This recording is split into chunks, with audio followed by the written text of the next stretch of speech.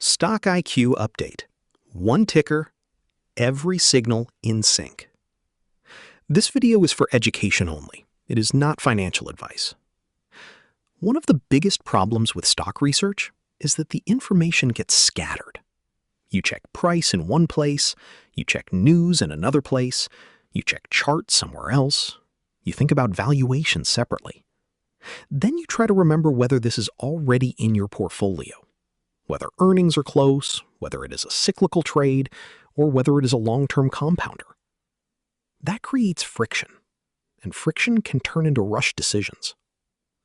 So the newest StockIQ upgrade is built around one idea. When you research a ticker, every major part of the app should coordinate around that ticker. If you type NVDA, StockIQ should not make you mentally stitch together 5 different pages. The app should keep NVDA as the active context and bring the important signals together. The new coordinated ticker view now connects research, ticker workspace, sell the news, guardrails, charts, financial snapshot, conviction score, the signal layer, and the calibration log. Here is why that matters. The research tab still gives the starting point: price, target range, company context, news, risk, and a first-pass triage. But now that research output also includes process sync. Process sync pulls in the prediction market signal layer, your calibration log, portfolio or watchlist status, and the sleeve playbook. That means the ticker is not just analyzed as a symbol. It is analyzed as a decision. For example, if NVDA has a prediction market signal mapped to it, StockIQ shows whether the market odds confirm or diverge from the StockIQ house view.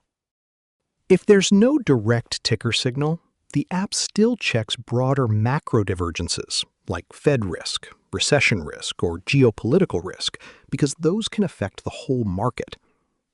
Then the calibration log asks a different question.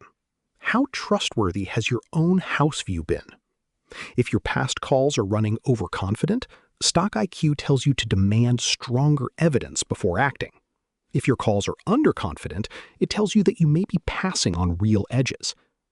That is important because a house view is only useful if it is calibrated.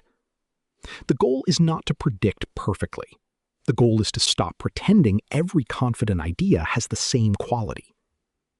The new coordination also checks portfolio context. Is this ticker already owned? Is it on the watch list?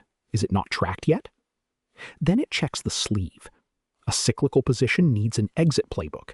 A compounder needs a thesis review. Those are different decisions, even when the ticker looks exciting. This is one of the core ideas behind StockIQ. A stock should not change category just because the price moved against you. Performance should not magically turn a cyclical trade into a long-term hold. The app is designed to make that rationalization harder. Now, the coordination does not stop on the Research tab. If you go to Sell the News and run a ticker, the same coordinated view appears there too. That means the short-term earnings research check is not floating by itself. It is connected to the ticker's signal context, calibration context, sleeve, and next checks. If a stock has already run hard into earnings, Sell the News asks whether good news may already be priced in. But Process Sync keeps the bigger decision framework visible. Then Guardrails adds timing discipline. If you come from a ticker, Guardrails shows a focused ticker summary. It checks earnings timing, macro risk, peer risk, damage checks, fundamentals, and whether the setup is buy, watch, hold, trim, or avoid. The important part is that you do not lose the ticker context when you move menus. The app remembers what you are studying. Charts now carry the same coordinated view.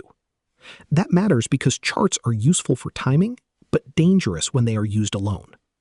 A chart can show trend, support, breakdown, or extension, but the decision still needs valuation, earnings timing, portfolio role, and risk context.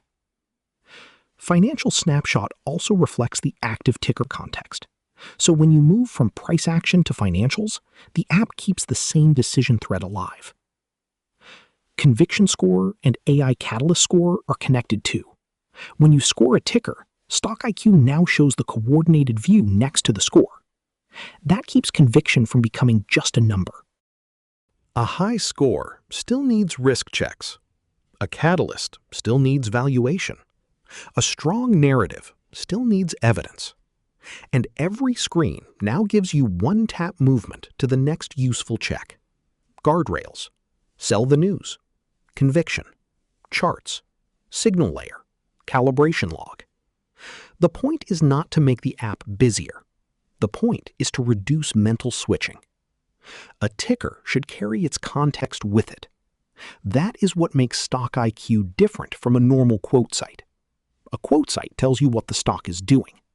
StockIQ asks, why might it be moving?